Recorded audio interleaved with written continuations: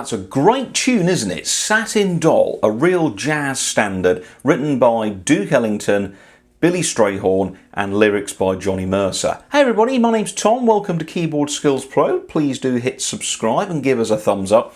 And here we go with a new music series on my channel called How Songs Work, where we take a popular song from different eras and different styles of music, and we take it apart and find out what makes it tick. I really like Satin Doll, and if you haven't ever heard this piece of music, as I say, it's a great jazz standard written in the 1950s. We're going to take it apart and show you the musical theory behind it and explain why certain things sound the way they do. So first of all, what have we got? Well, we've got 4/4, so we've got 4 beats to the bar, and this number, if I put a swing on my digital piano here, there we go, get that tempo set. Okay, so we've got nice little 4 beats going there like that, and then we'd have the bass playing. Very nice.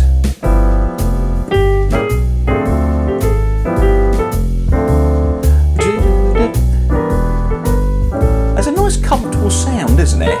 Here we go. This is the funky bit.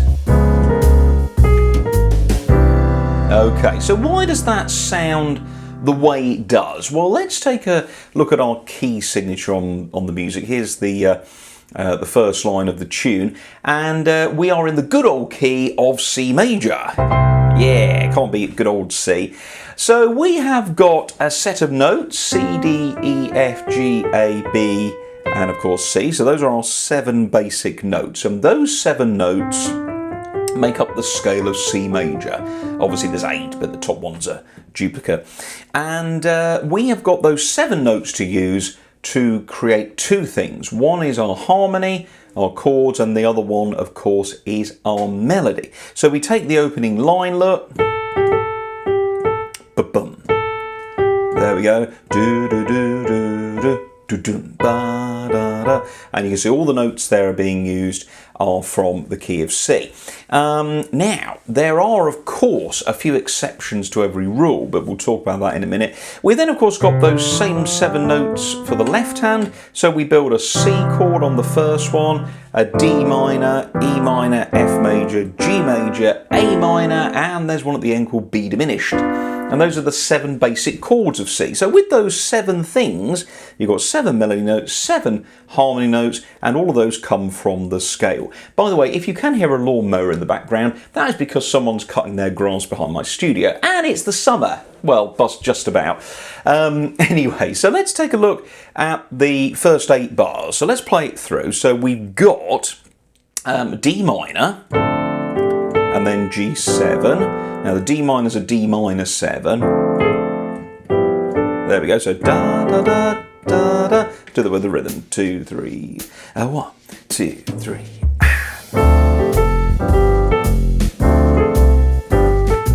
Okay, so that sounds pretty nice. Now what's he doing there? Well, he's going from D minor to G major. So that's in, strip it right back, forget the minor 7s of the 7s, let's just play D minor and G. So that's chord 2 going to chord 5. That's a really nice sequence, 2 to 5. Another important thing that those 2 changes do is they are also a perfect 5th apart. So if you look at D, look, if I go down 5 notes, I actually get to G. If I go from D up to G, I get 4s, because circle of 5ths is also circle of 4ths. So they're 5ths apart, which is really nice. And they go back and forth, which is a really nice little thing. Now in the key of C, the 5th note is the G. That's the dominant. The dominant is the 2nd most important sound in a standard, or pretty much any piece of music really. It's very important because it does a very important thing. It pushes the music somewhere else, look. Or home. So chord 5 is very important in making music move forward. So we have this lovely 2 to 5 change, look. Lovely sound, look. And what a simple melody. 6, 5, 6, 5, 6, 6, 5, 6. It's just 2 notes, isn't it? 6th note going to the... Again, look, there's the dominant. Da, da, da, da, da. Notice the emphasis there, look. Do, do, do, do, do. That's the and. So we've got syncopation, which we would have in swing music. Cigarette holder, ba-bum, which wigs me. Again, there's a half beat, look. 1 and, da-dum.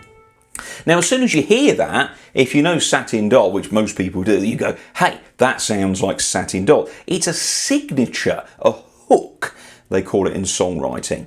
It gets you hooked. It gets, oh, what's that?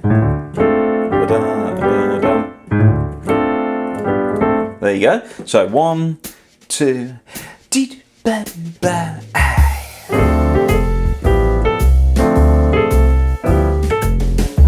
great sound, isn't it? So there we go, Satin Doll, first 2 bars. So we're going 2 to 5, 2 to 5, and we've got this lovely, simple, very catchy, but very easy to remember melody, which of course has syncopated quavers and rhythms in.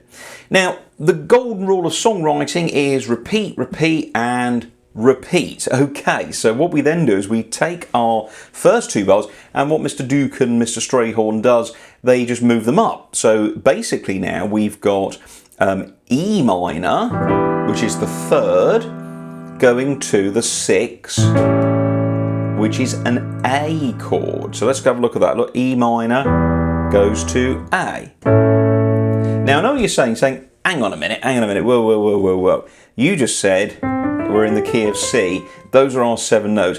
You're playing a C sharp, Tom. Well, now this is a little trick that composers do. And what you can do is with music, you can change certain things. You can adapt the key that you're in, a little bit like, I suppose, substituting ingredients in a recipe. So if I was to play A minor, because on the A note of the C scale, the A produces an A minor chord. That's its default setting. So listen to what happens to Satin Doll. Here's the next 2 bars. Listen to what happens now if I play A minor. That sounds okay, but it doesn't have that same kind of lift, does it? Notice he's using G7. When you play a G chord, if you add the 7th above it, not the major 7th, the minor 7th, flat 7 rather, it produces a thing called a dominant 7th chord. It's a very strong sound, look. Now, we're going to then repeat that phrase, moving up though, E minor. But if I play A minor, look, it hasn't got that lift, has it? So we, instead of A minor 7, we use A dominant 7, which is an A chord, but with the 7th above, but not the 7th from the key of A, because in the key of A, which A major comes from, it should be G sharp, look, that's the 7th. But because we're in the key of C, we have to use C major's G, which of course is a natural. So that's why that is like that. So, same phrase, but just... That's good, isn't it? So there's one of the golden rules of songwriting. Once you've written 2 bars or 4 bars that's really good, you repeat them, either verbatim the same or with a variation. In this case, we're moving everything up a tone. Look, D minor 7 to G7, and then just literally change the letter, it shoves them up, E minor 7 to A7. So let's now play that with our band. 1, 2, here we go, guys. Repeat.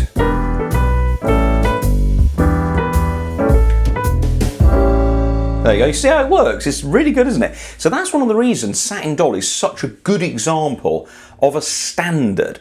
This thing that came about in popular music, you know, sort of in the 1910s and 20s, when goes all the way through. It's standard song structure. This first section is 8 bars long. That's what standards normally are. Okay, so we've now got 4 bars, so we now need another 8. Now, of course, we've got this little thing.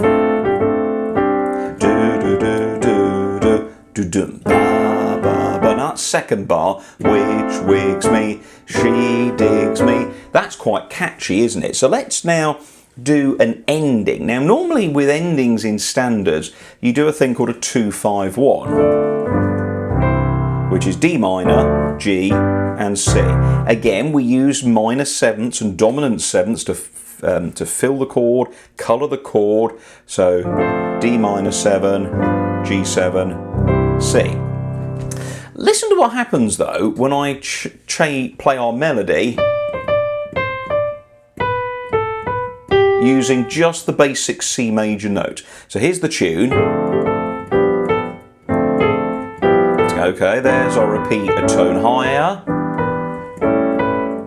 Now D minor 7, G7.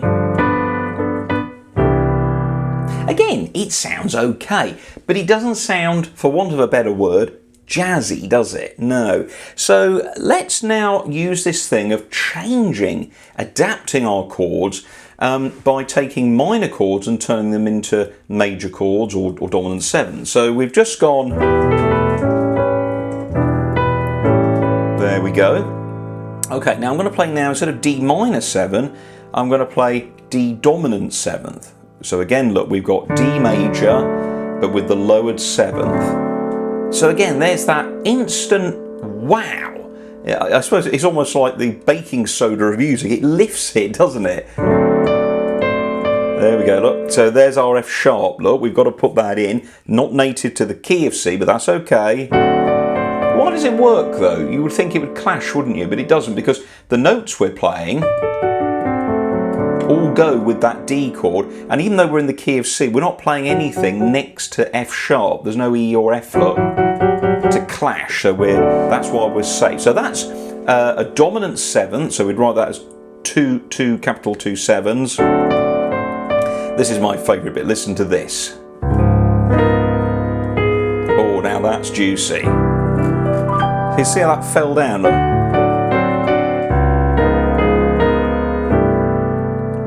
Now that is a cool thing. That is a thing known as a tritone substitution. What? A tritone substitution. We talked about earlier how you can take minor chords out and put major chords in. So A minor becomes 7th, becomes A dominant 7th, and so on and so forth. And you can then do the thing where you take a chord out and put a completely different chord in its place. But it can't just be any old chord, it's got to be something that's related. Now, do you remember earlier I talked about this thing about endings where a lot of standards have this ending where it goes 2-5-1. And, oh, balloons, hello. Well, yes, it's a celebration. 2-5-1, okay. 2-5-1 would be D minor, G, C. Okay, D minor 7, G7, C major. That's what you would play. Now, we haven't got that. We've got D7, D flat, maybe 7, C.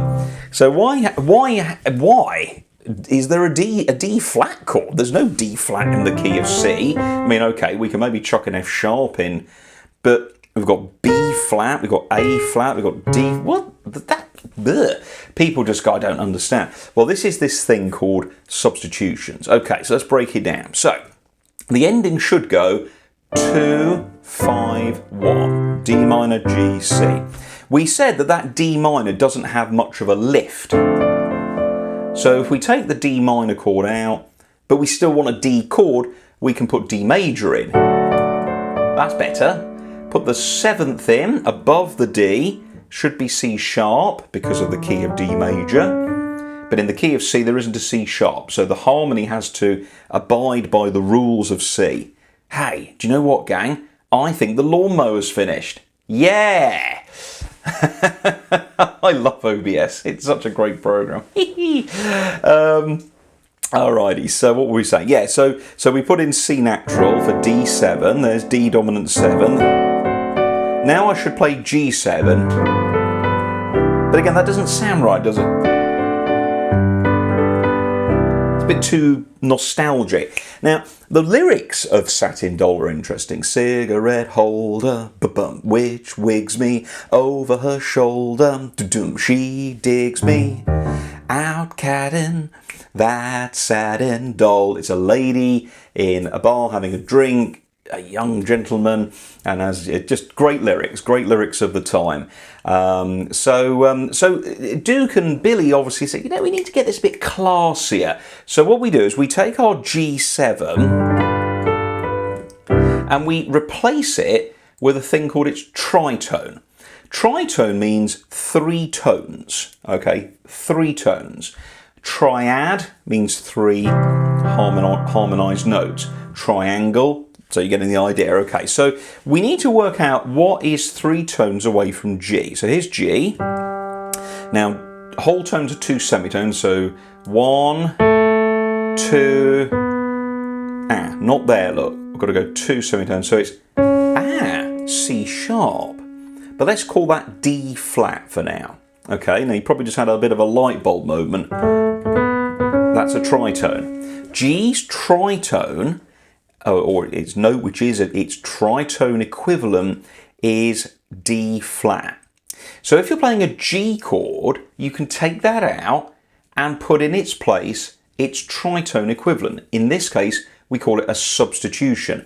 So what we do is instead of going D, G, C, the music goes D, D flat, and then chromatically drops to C. So it like melts like. Somebody who I used to know says it's like the melting butter principle. See, melts down. And so you've then got there in the last 4 bars a chromatic chord sequence as well, which is really nice. And that's the first 8 bars of the theme. Look, let's play it through. 1, 2, 1, 2, 3. 2 to 5. Repeat, move it up. 3 to 6. Here we go. Dominant 7th on 2. Tritone. And then we'll just go to G7, 2, 3.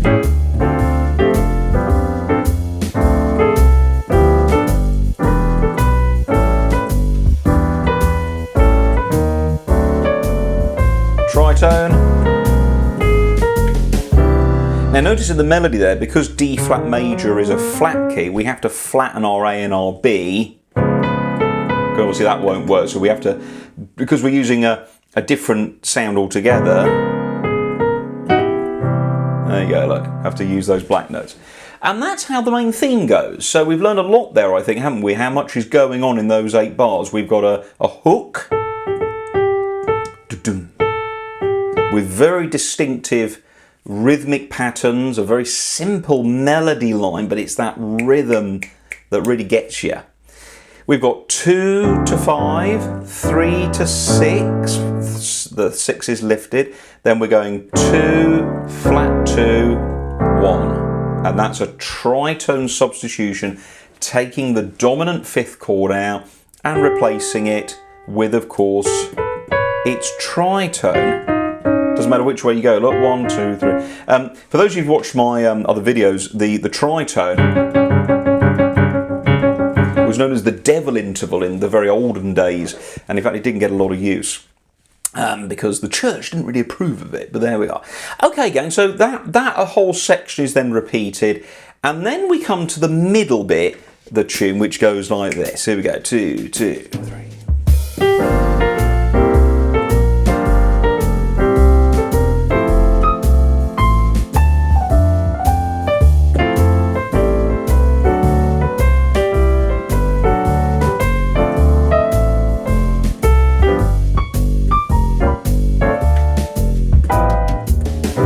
Okay, so that's the middle bit. She's nobody's fool, so I'm playing it cool as can be. Now, again there, look at the melody, look. Very simple, isn't it? Little scaling movement. But again, look at that, look, the and. 1 and 2 and 3 and 4 and 1 and 2 and 3 and 4, 1. Ba, ba, ba, do, little fill in. Then it repeats, yes, but a tone up. But you see there's 2 things in there, isn't there? Repeating the hook and repeating the same material but an octave high, a tone higher. It gives it interest. Now, again, you're probably looking at the screen going, well, hang on a minute, I know there's a C and a G chord in the key of C, but there's no G minor or C7 in the key of C. In fact, those doesn't even sound like we're playing in the key of C at all, because that F now sounds finishy. Well, this is a thing where composers modulate. Modulate means to change key whilst the music is playing.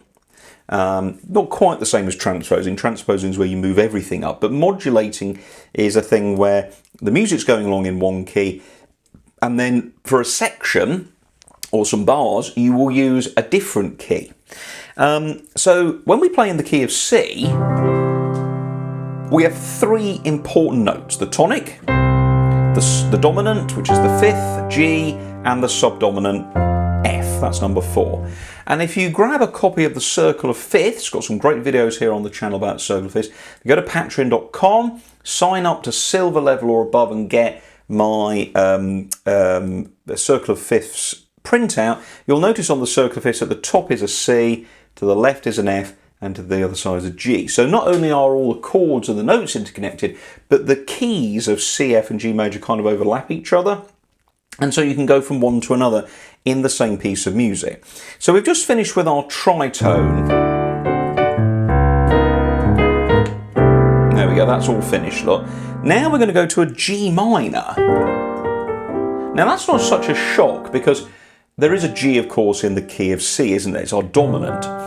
But if you listen to how this section goes, can you feel 2, 5, 2, 5, 1? It's that familiar 2, 5, 1 sequence. Not at the end this time, but in the middle. So 2, 5, 1, very common sequence in popular standard tunes, gang. So, how are we now in a different key? Well, when we finish that section, that F really sounds like we're home, doesn't it? So if we assume now that the music has changed from the key of C to the key of F, we would say we have modulated to the subdominant key, the 4th, which is now the key of F. But to sort of establish a nice sense of solid harmonic movement, we use the 2-5-1 sequence in this new key. So we say, right, well, for the next 4 bars we're in the key of F, and so in the key of F the tonic is 1, the subdominant number 4 is B flat, and the 5th is C. So look at that, look, C goes to F, that's 5-1. 2 of course is G, that is a minor, and there it is, it's just literally 2-5-1 but in the key of F.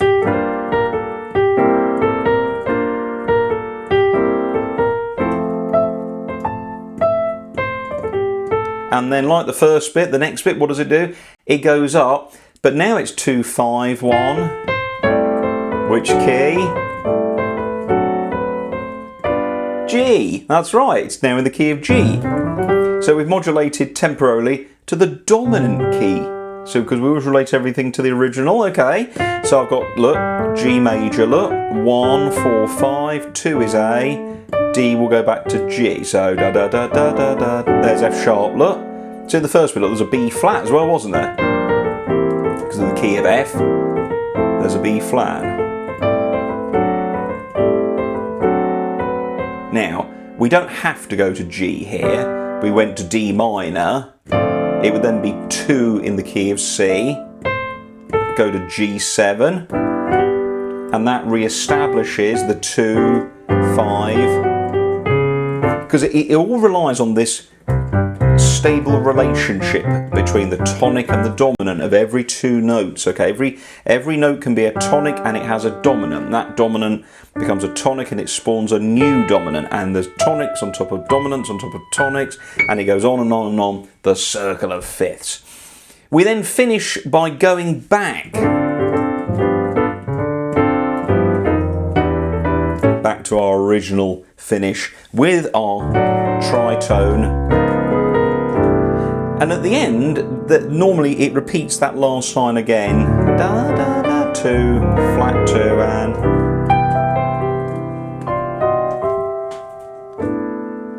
There we go. So that's how that song works. But as you can see, it's a lot of very, very standard things. A very clever little melody hook. It gets you. It hasn't got to be very clever as this song does. 2-5-1 is a very common sequence. We're changing standard minor chords, turning them into major chords and dominant sevenths to give it the lift. We're taking chords out and replacing them with their tritones. And of course, yes, this is a swing jazz number, and a lot of that stuff you do find in swing and jazz music, but it also goes on into rock and roll, other popular songs of the 50s, 60s, 70s, 80s and beyond. So there you go, gang. Hope you've enjoyed that, everybody. How songs work with today's tune, Satin Doll. Thanks so much for watching my channel. Hit subscribe and we'll see you very soon in another video here on Keyboard Skills Pro. My name's Tom Horton. Thanks for watching and we'll see you soon. Bye bye.